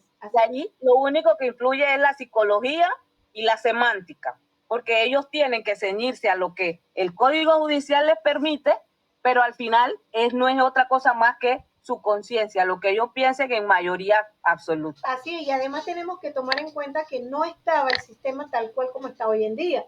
Eso fue hace bastante ratito, y estábamos sorprendidos, porque es que la gente tampoco entiende que la gente sí puede matar a su madre. Lo que pasa es que a ninguno de nosotros se nos ocurre semejante cosa, pero la gente... La maternidad está demasiado romantizada. Exacto. Pero sí, se puede. En el caso de ella, y yo no estoy, que conste, los psicólogos no justificamos nada, sino explicamos, nosotros, por lo menos yo que tuve a mi maestro, que fue el que realmente, Luis Rodríguez, que en paz descanse, que él fue que nos explicó, porque él fue que entrevistó directamente a la doctora en su propia casa y descubrió un montón de cosas que nadie había visto, como por ejemplo que ella dormía en un lugar arriba no siendo estas casas que tienen un doble piso arriba, donde nosotros llamamos el cuartito arriba, no siendo una casa así, ella se hizo. Puso una tabla arriba y puso un colchón arriba para dormir arriba, porque ella no soportaba que la mamá continuamente usaba hasta agua bendita para estar tirándole, porque la mamá tenía trastorno bipolar. Lo que nosotros no nos explicamos es por qué Jessica seguía viviendo con su mamá sabiendo las condiciones en que estaba su mamá. Parece que ahí había también una especie de simbiosis, ¿no? De relación mala, porque ella nunca se fue, pudiendo haberse ido. Entonces, porque también Jessica fingió que habían entrado a su casa y habían matado a su mamá. Ella fingió hasta que Luis Rodríguez, cuando la entrevista, se da cuenta en el lenguaje no verbal y en varias cosas que ella estaba mintiendo. Luis Rodríguez hizo un trabajo excepcional cuando fue a su casa y le dijo que contara la historia, toda totalmente, desde la casa, explicando todo lo que pasó. Obviamente, cuando tú estás mintiendo, tú no puedes explicar nada con la misma casa, porque tu cerebro te traiciona. Porque si no pasó así, el cerebro no puede, por ejemplo, cuando uno está contando una historia de verdad, uno dice, entré por aquí, toqué esto, hice esto, todo, y uno lo puede explicar bien porque el cerebro lo recuerda. Pero cuando es mentira, cuando no pasó, entonces el cerebro le cuesta. Y ahí fue donde él se dio cuenta de que ella no estaba diciendo la verdad. Entonces, es importante, no es una clase de forense, pero sí es importante que estemos nosotros bien claros todos, que la evaluación psicológica puede ser fina. Jessica nunca fue evaluada como un problema social, como una persona peligrosa o problemática. Tampoco realmente fue definida con trastornos específicos. Siempre se habló de que tenía trastornos, pero no trastornos específicos.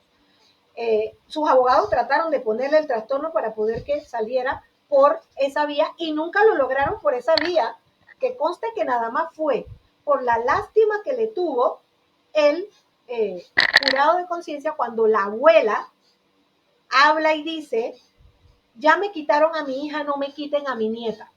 Eso caló y logró que ella saliera libre de un crimen tan grave como haber matado a su mamá.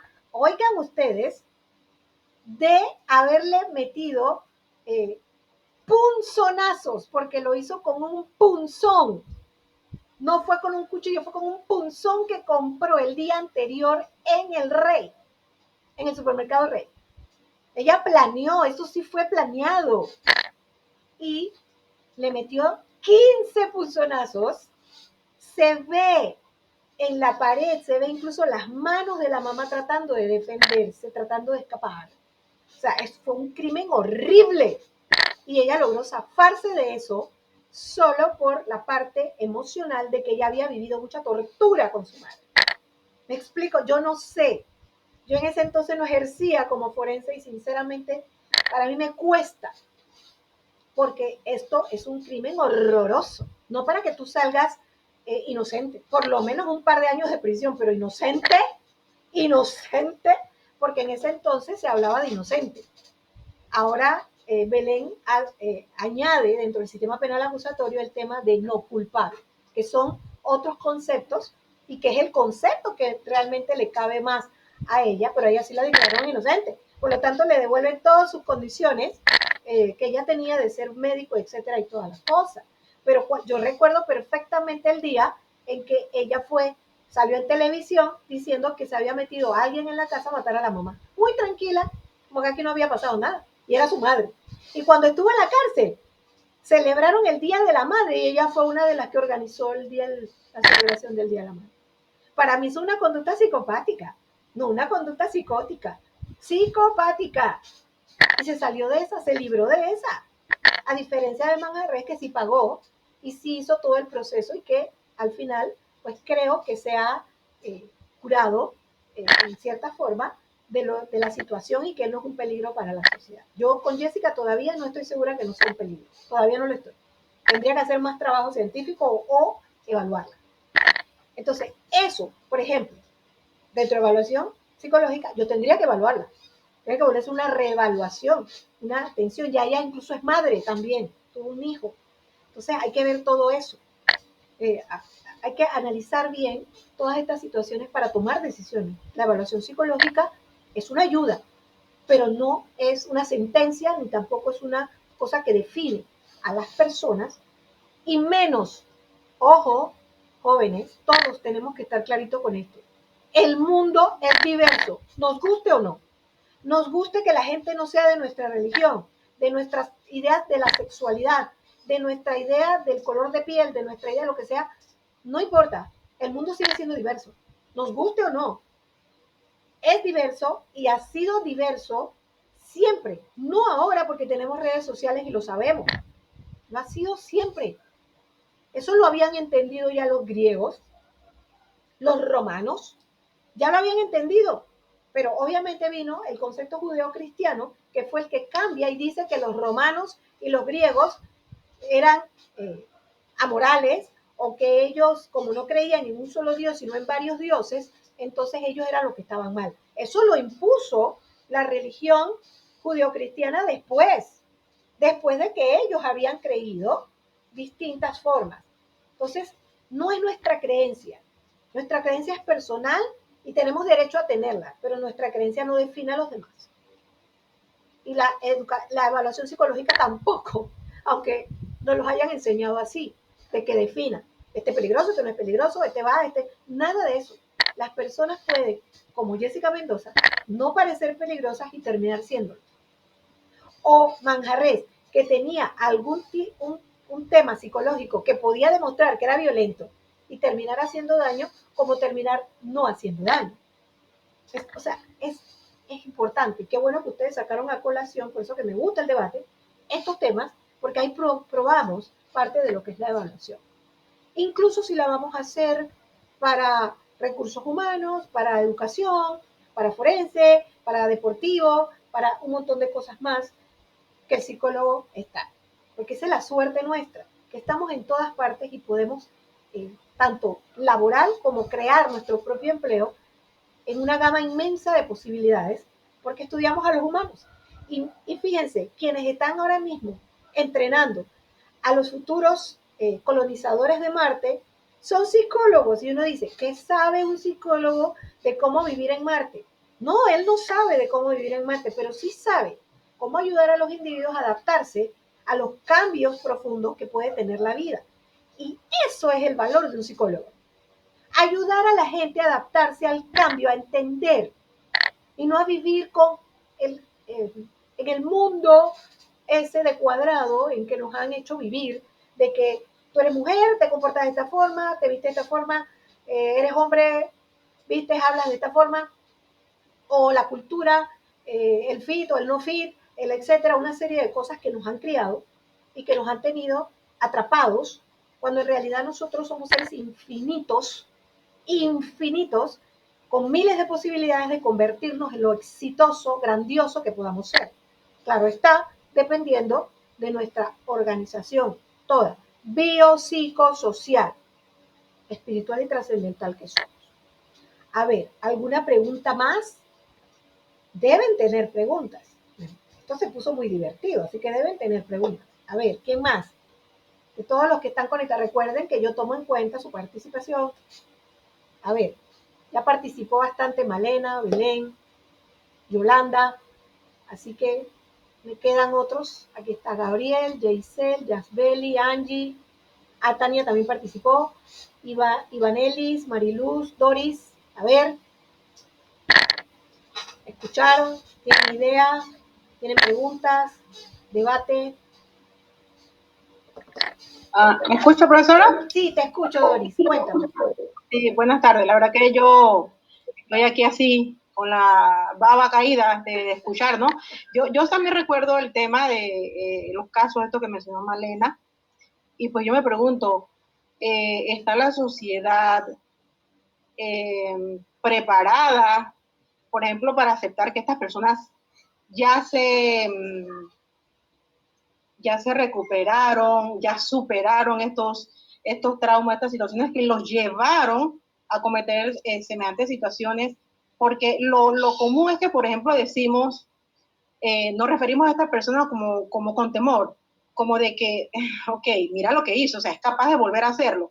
cuando una persona, hablando en el término psicológico, cuando está lista para que la sociedad confíe nuevamente en esa persona. Porque yo sé que hay muchísimos procedimientos, lo que usted nos ha hablado, todo lo que es la terapia, la psicoterapia, todo lo que necesita una persona que ha llegado a ese punto, ¿cuándo está lista ya para que la sociedad diga, ok, puedo sentarme con esta persona al lado y no tendré temor?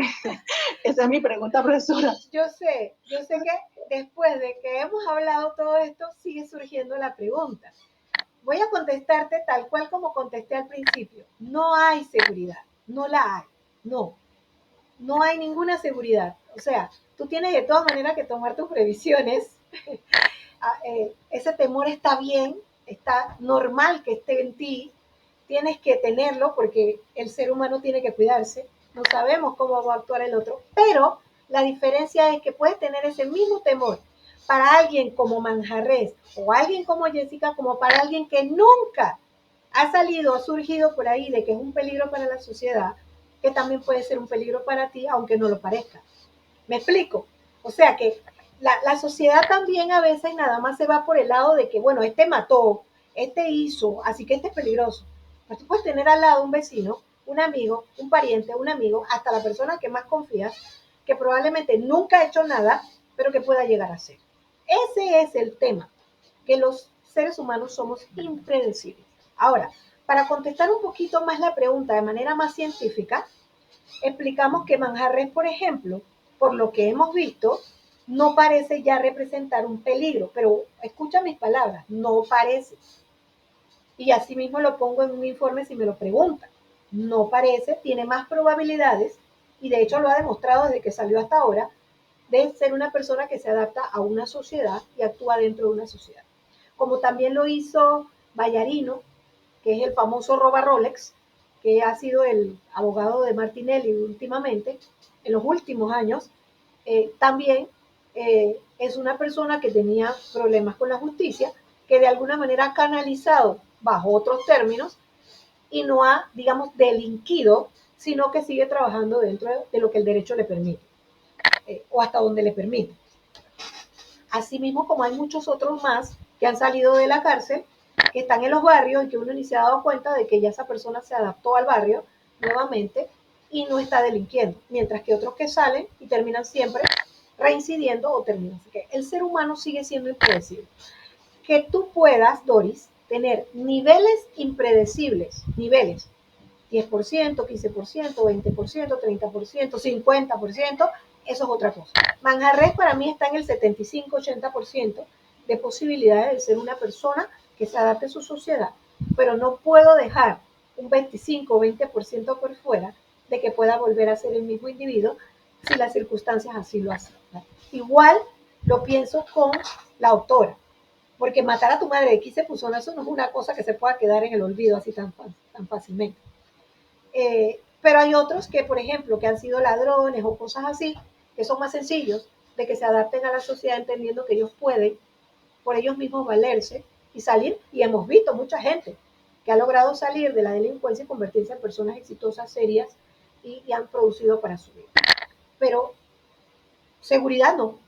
Eso sí, lo que preguntabas, Doris, seguridad no. No hay seguridad. 100% nunca, ni siquiera del individuo que nunca ha hecho nada y que se ha portado bien.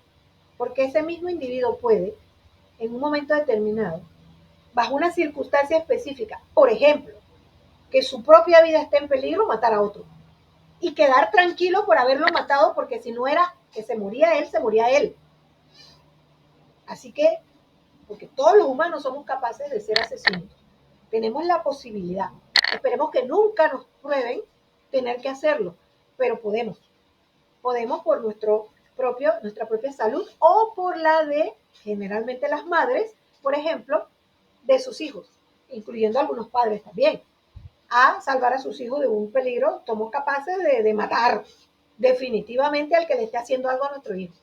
Como sea, nos lo vamos a quitar de encima para defender, y también a veces lo podemos hacer hasta por personas que no son nuestros parientes, pero defenderlos de un ataque de alguien que en un momento determinado nosotros podamos o consideremos que podemos salvar.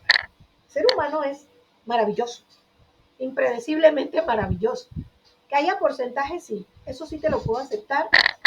Y porcentajes que cuando yo digo 75, 80, 40, cuando digo, es para que estemos seguros de que ese porcentaje es que hay otro porcentaje de posibilidades de que la persona sea lo contrario.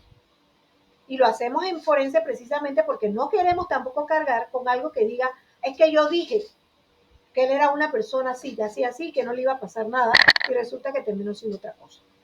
Y eso fue lo que nos ayudó y nos salvó con el caso de el hamburguesas de McDonald's, porque realmente en ese momento las posibilidades que nosotros considerábamos era que él no era un peligro, y resultó ser un grave peligro para la sociedad. Entonces, sí, la psicología es ayuda, la psicología evalúa, la psicología sabe, conoce de la actuación humana, pero la psicología también sabe que hay un porcentaje muy grande, probablemente más grande de lo que nos imaginamos, de que el ser humano es impredecible y que puede ocurrir cosas impredecibles. Aunque nos hayan querido enseñar dentro del cuadrado, dentro de la caja, dentro de la educación tradicional conductista mala, perversa, de 40 años de atraso, a la educación constructivista donde desarrollamos el pensamiento crítico analítico, debatimos, evaluamos, analizamos y llegamos a conclusiones, hacemos recomendaciones y a la vez entendemos el comportamiento humano. Es bastante diferente enfocarlo de esa manera a como nos habían enseñado antes, porque entonces nos cargábamos con la culpa. Recuerdo mucho que toda la vida, y todavía hay gente que dice, por culpa de los psicólogos nosotros no le pegamos a los niños y los niños se portan mal por culpa de los psicólogos. Todavía lo dicen. Porque las personas piensan que porque le decimos recomendaciones de cómo actuar sanamente con sus hijos, de cómo educar equilibradamente con sus hijos, y como obviamente no saben hacerlo y solo saben golpear, gritar y pegar, y después se atreven a decir así públicamente que ellos fueron pegados, maltratados y que ahí están, o sea, publicando precisamente que están promocionando la violencia, porque ahí se nota claramente que si tú promocionas la violencia porque a ti te funcionó, es porque tú vienes del abuso. La mayoría de nosotros va a entender que no tiene que haber abuso, sino equilibrio emocional o disciplina con amor para poder ayudar a nuestros hijos. Y no vamos a culpar a los psicólogos porque nuestros hijos se comporten de forma negativa, porque también depende de la edad del niño. ¿Qué esperas tú de un niño que tenga 2, 3, 4, 5 años? Se quede quieto. ¿De dónde sacaste eso?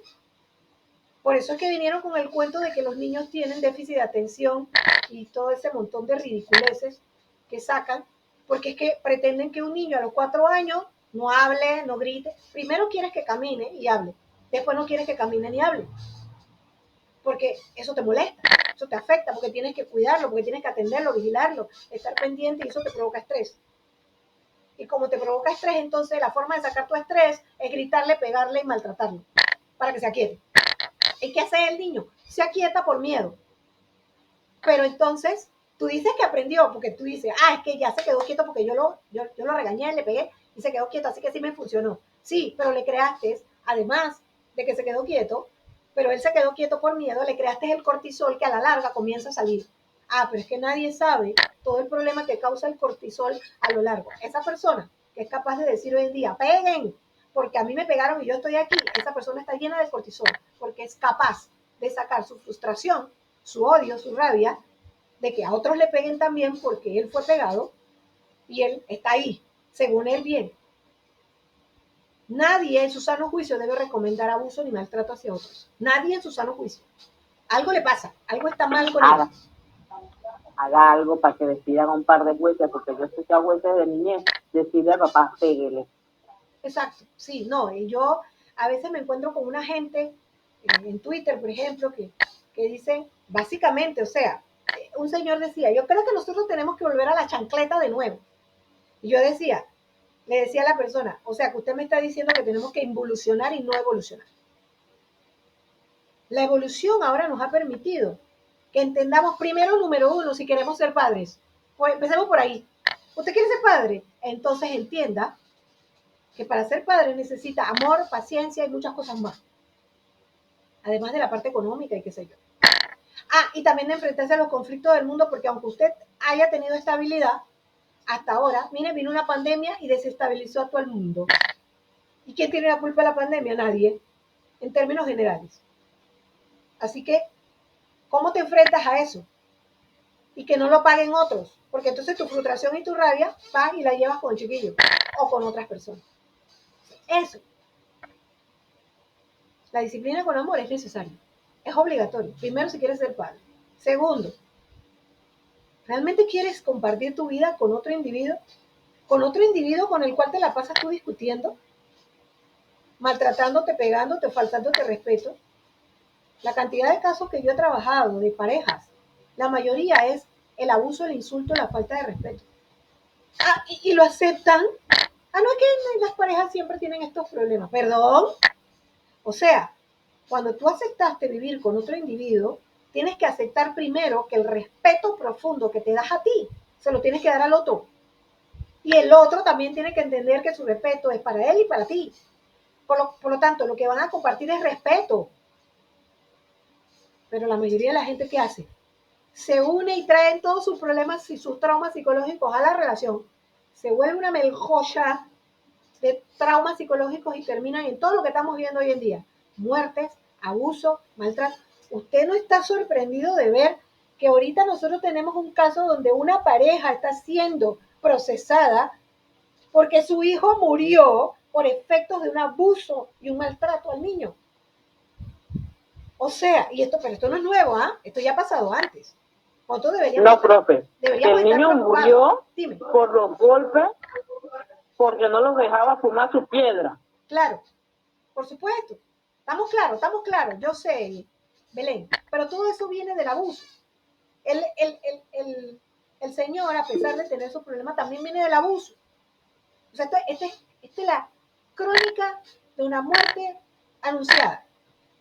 Vivimos en cada 5 casas en nuestro país, 3 viven violencia, abuso y maltrato continuo.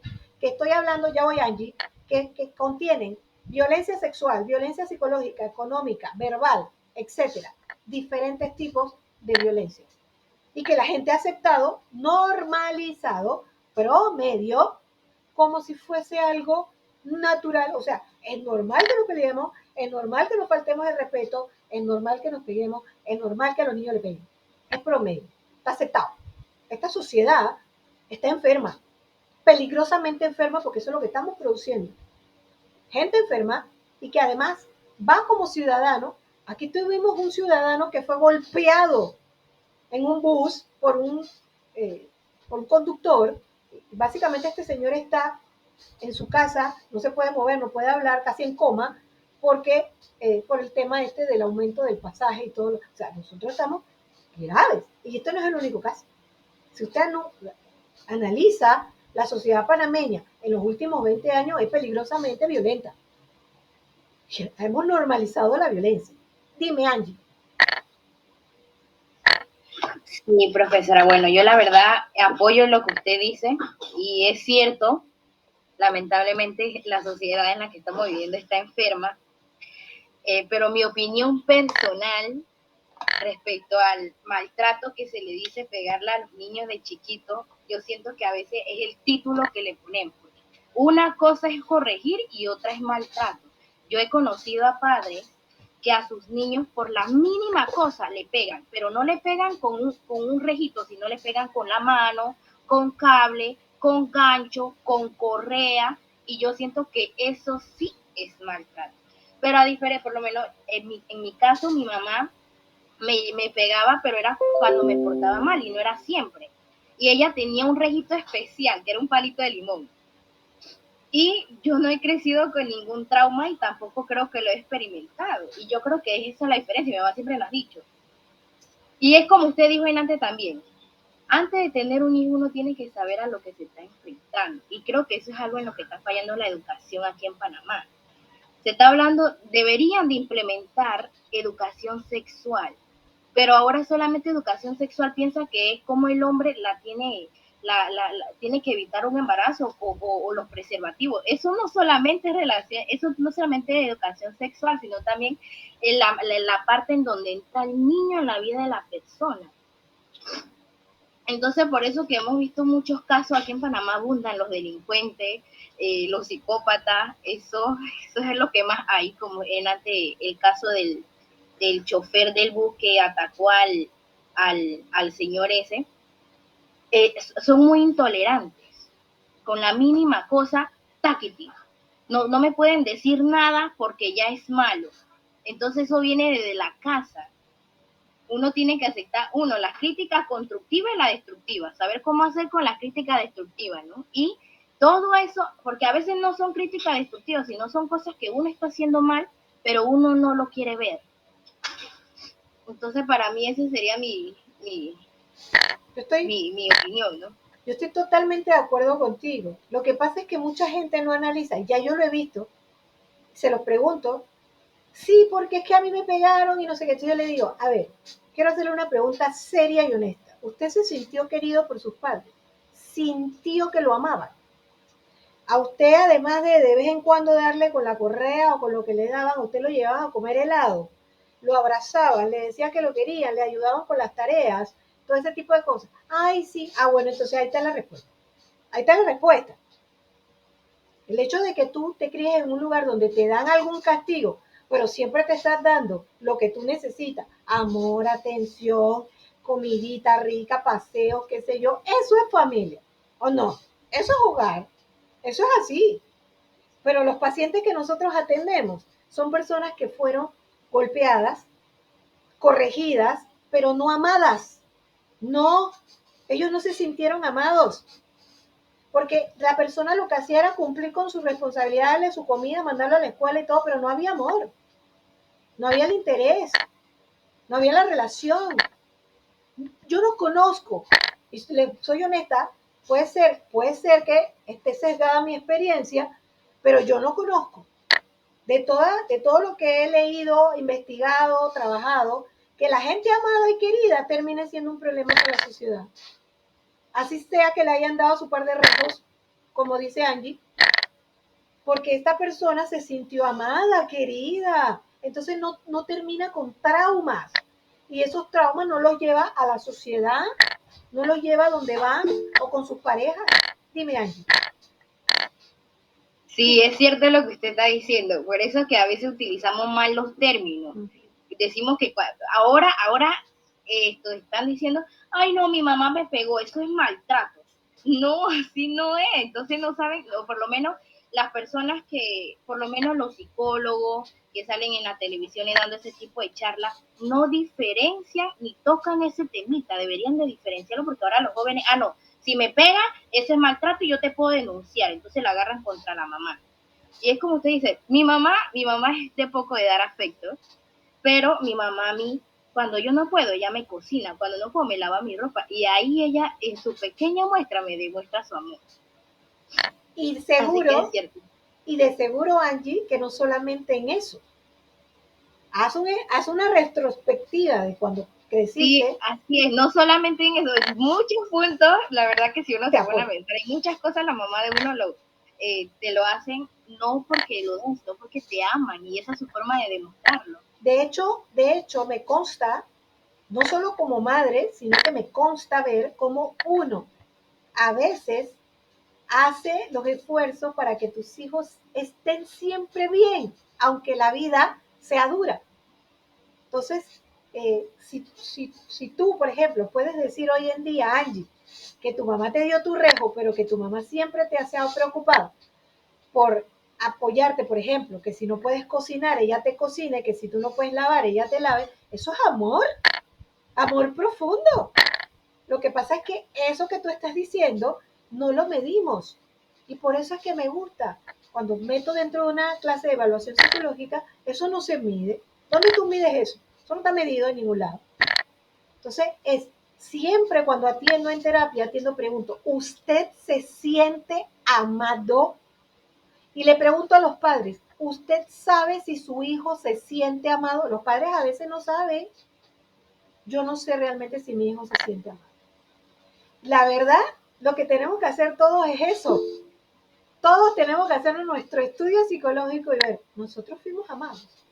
Yo me sentí amado y les aseguro que la mayoría de nosotros que de un modo u otro salió adelante es porque fue amado. Es porque fue amado de una forma u otra, ya sea del papá, de la mamá, una tía, una abuela o de alguien que le importó o tú le importaste. Así de simple. Vaya usted a estudiar, por ejemplo, en los centros de cumplimiento, cárceles o aldeas SOS o lugares donde están los niños y pregunte cómo se han sentido estas personas, si se han sentido amadas. Hay una parte, ya oigan, y hay una parte que me llama la atención, por ejemplo, de mucha gente que se tatúa el nombre de la mamá y cuando vamos a ver, la relación con la madre es malísima, malísima, pésima. Entonces, muchas veces, estoy hablando de la cárcel, no estoy hablando del tatuaje común y corriente, que es otra cosa. En términos generales, cómo tú fuiste, querido o amado, determina tu vida, nos guste o no. Por eso es que los psicólogos insistimos tanto en el dar amor, en el dar cariño, respeto, desde que el niño está en el vientre de la madre. Desde ahí en adelante, siempre, always the time, ayudar a nuestros hijos a sentirse amados. Eso es lo único que les va a servir para sostenerse en la vida. Dime, Angie.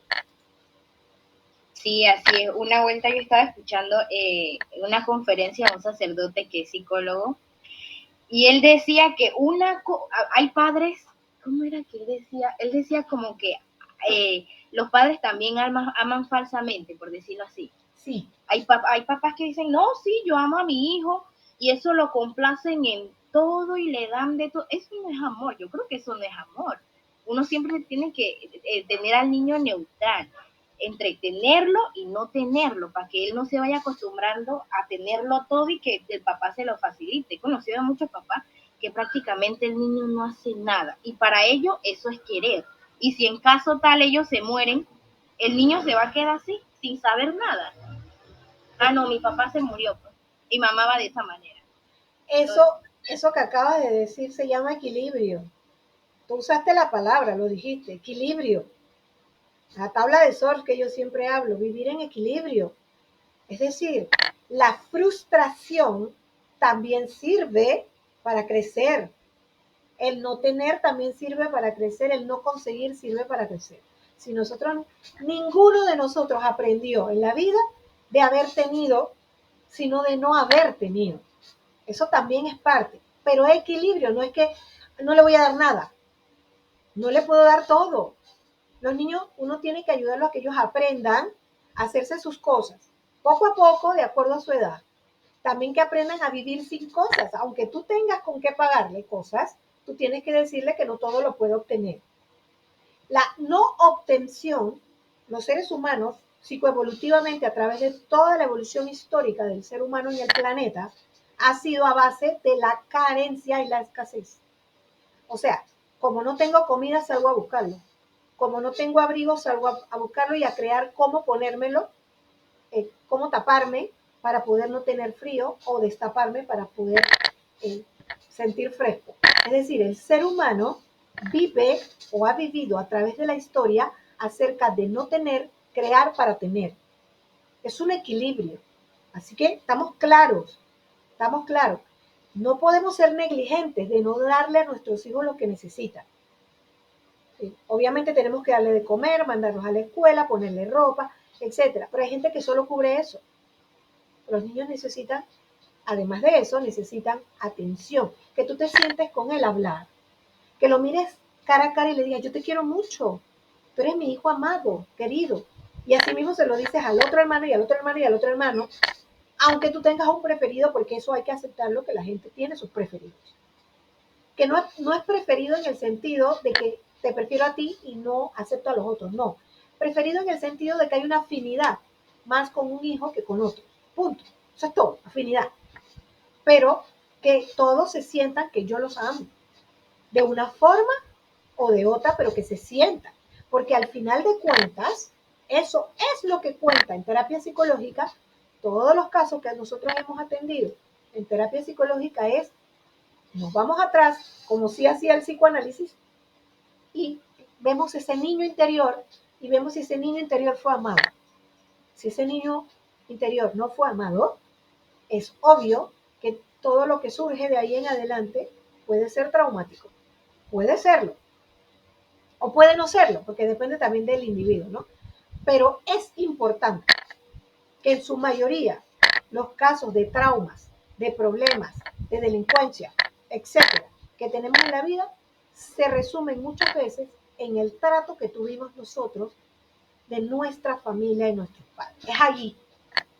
Es allí, porque la sociedad afuera no nos trata muy poco. El vecino no nos trata, o nos trata muy poco. ¿A dónde nosotros somos tratados, atendidos, queridos o no queridos? En el hogar, con nuestros padres. Padres, madres, hermanos, tíos, abuelos, sobrinos, tutores, la gente, porque hasta las aldeas SOS, que hay madres sustitutas, estas madres sustitutas hacen su trabajo de madre, de darte bases. No hemos hecho eso, estudien, y eso sirve para hacer tesis, ¿ah? Estudien, hagan una investigación acerca de cómo son longitudinalmente, por ejemplo, los niños que han entrado en aldeas SOS versus cuando salen a los 18 años. Investiguen, eso es interesante, eso se puede hacer ahora. Usted puede ir y averiguar para que después haga, de aquí a que se gradúe, un estudio un poquito, no tan grande, un estudio de caso de una o dos personas, viendo cómo están ahora en la vida afuera. Hay mucha gente afuera que son de las aldeas SOS, que te pueden decir si recibieron ese amor, si lo sintieron, y qué son en la vida o qué no son. Pareciera que la psicología se redujera a eso. Ahora, también existe la compensación, porque tú puedes haber salido de un problema grande, de una familia estresante, pero también tener estructura emocional poderosa y lograr, a pesar de, salir adelante, que también lo ha hecho mucha gente. Entonces, por eso es que la psicología es fascinante, porque es diversa y depende de cada individuo. ¿Tiene generalidades? Sí, que las encontramos en evaluación, generalidades. Pero esas generalidades vienen dentro de particularidades. Así que el psicólogo tiene que estudiar las particularidades y las generalidades, hacer una mezcolanza de todo eso para tomar decisiones y aún así siempre tener un porcentaje de saber que el ser humano será predecible. Al final de cuentas, lo será en un porcentaje, mínimo, máximo, pero será. Por eso es que es importante tener claro, en una materia como esta, de evaluación psicológica, ese tema.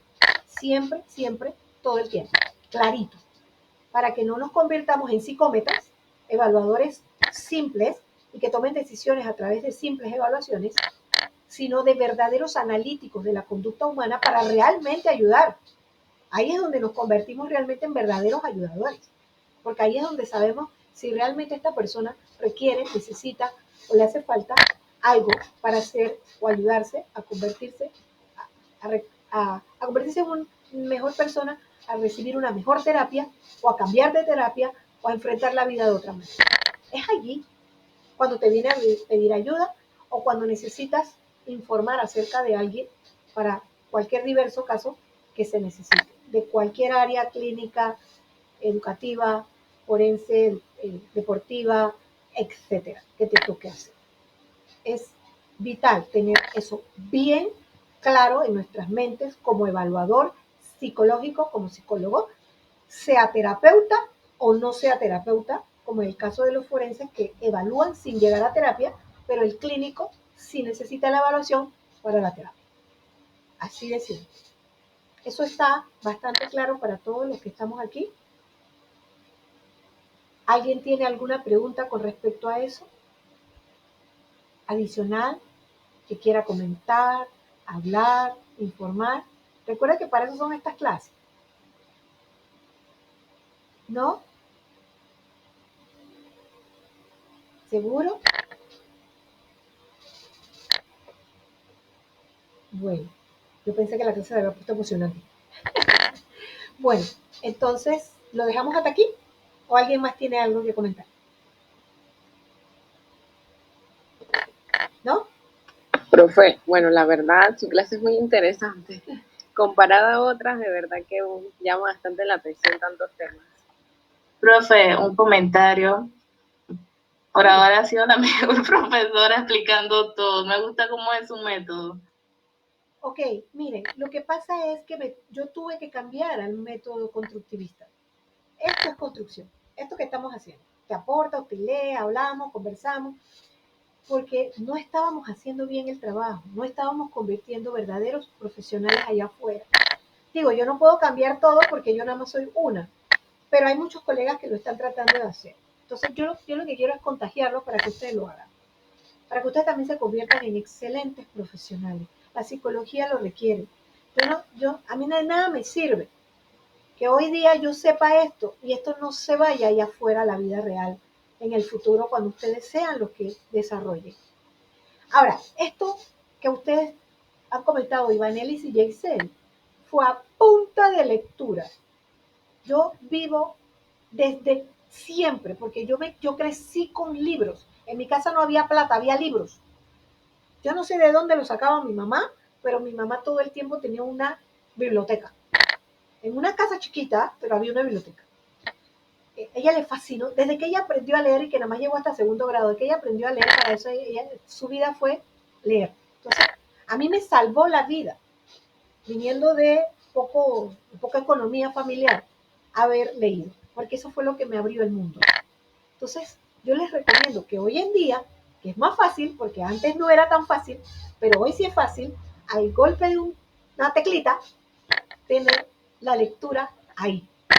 Lean mucho y contrarresten ideas de un fulano con otro fulano y todo, porque no es que ninguno tenga la verdad ni la razón, es que todos están aportando. Así que no se crea ese cuento que tengo que ser psicoanalista, ni tengo que creer en el cognitivo conductual, ni nada más en este. No. Empápese de todo, lea de todo. Aunque se le gaste la vista. Eso que dicen que se te quemó las pestañas así, que se le queme a uno la... Esto es lo que es. Porque además, me toca decir que aunque yo haya estudiado mucho, lo más probable es que yo no sepa qué va a pasar cuando ustedes tengan que ejercer en otro momento histórico, qué va a pasar con los centennials que están ahora y los hijos de los centennials. Yo he trabajado con los millennials, los hijos de la generación X, con los millennials y algunos centennials. Pero a usted le va a trabajar con los centennials, los hijos de los centennials, lo que venga. Eso significa que hay que ponerse también las pilas de lo que el mundo está viviendo. No le tengan temor al conocimiento, a la tecnología, a aprender, a llamar a la gente, a preguntar, a hacer preguntas tontas, aunque parezcan así, a hacer cada diplomado, cada curso que puedan, porque es el conocimiento, el único que abre las puertas, el único. Es lo que les puedo recomendar. Además, yo sé que por qué les gusta, porque es que hay que amar esto, hay que estar enamorado de lo que uno quiere ser, hay que tener pasión por ser psicólogo. Así es. Eso es lo que hace, entonces eso contagia. Es eso, si no hay esa pasión, no se meta, haga lo que a usted le apasione, eso que lo para todos los días de la cama, a pesar del sueño, a pesar de los problemas económicos o de lo que sea, eso que lo para usted de la cama para ir a trabajar o ir a buscar, eso que usted puede hacer a cualquier hora, que a veces se le va el tiempo y uno ni cuenta se da que se le va el tiempo, eso es lo que a uno lo apasiona. Eso que uno hace a pesar de que esté cansado, eso es lo que a uno lo apasiona. Entonces, métase en el mundo de la pasión, de lo que le apasiona, y va a ver que todo va a resultar siempre divertido, a pesar de que no sea divertido. Como por ejemplo cuando me tocó atender pedófilos. Créanme que ha sido la peor de las experiencias de mi vida, pero a la vez la mejor. Porque aprender a atender pedófilos es una cosa muy difícil. Uno está enojadísimo con esos individuos, pero cuando uno entra en esa mente criminal y se da cuenta de qué pasó ahí, no es que los disculpa, pero los entiende. Y no es que admite lo que le han hecho a nadie, pero lo entiende. Entender no es disculpar, entender es psicología. Eso te ayuda, eso te maravilla, porque entiendes. Y así te pasa con toda la gente, entiendes a tu pareja, entiendes a tus amigos, entiendes todo, y el entender te ayuda a vivir en equilibrio en un mundo tan complicado, en un mundo tan difícil. Porque entiendes hasta por qué la gente te contesta con grosería. Porque está el tipo del bus, de la cajera, de todos lados, molesta o hay problemas. Entonces tú ni te pones a pelear con nadie porque tú entiendes. Tú entiendes por qué una cajera está enojada. Horas y horas trabajando, oyendo toda clase de cosas, viendo toda clase de clientes. Dependiendo también de los lugares que trabajen, porque hay lugares, por ejemplo, el Riva Smith es un lugar que hay que estudiar. Eso sería bueno que también hicieran una tesis, porque en el Riva Smith atienden muy bien, pero también atienden muy bien al personal. Sí, y por eso es que ellos lo atienden a uno bien. Llama la atención, es increíble. Váyanse a varios lugares y supermercados y se van a dar cuenta de la diferencia. Comparen para que vean. Incluso, por ejemplo, el otro famoso donde uno compra cosas grandes, ¿cómo se llama esto? En el Primark, a diferencia del Primark. La atención en el Primark no es igual, a pesar de que debería en teoría hacerlo. Pueden hacer la comparación Primark y River para que vean. Entonces, sí, es superar en equilibrio, superar el porqué de las cosas. Por eso es que les gusta, porque eso se mete dentro de cada fibra, de cada célula nuestra. Amar lo que hace. Bien, entonces creo que sí, pues hemos considerado ya temas profundos, por lo menos para los que no pudieron estar, no se pudieron conectar, o las situaciones mayores, queda la clase grabada, y para los que queramos revisarla de nuevo, también queda grabada. Así que bueno, jóvenes, ha sido un gusto estar con ustedes esta tarde, y quedan como siempre, repito, con los días que no son sincrónicos, que tienen igual que reportar su asistencia y trabajar sus tareas para que las puedan hacer y por supuesto mandar los borradores, no importa que no estén terminados, para que mínimo 5 días antes de la entrega final ya estén revisados para que les vaya bien, para que todo salga bien, constructivamente hablando. ¿Clarito? ¿Algo más que comentar? ¿No? Bueno, entonces que pasen el resto de la tarde excelentemente bien. Saludos. Gracias, profesora. Igual. Gracias, profe, igual.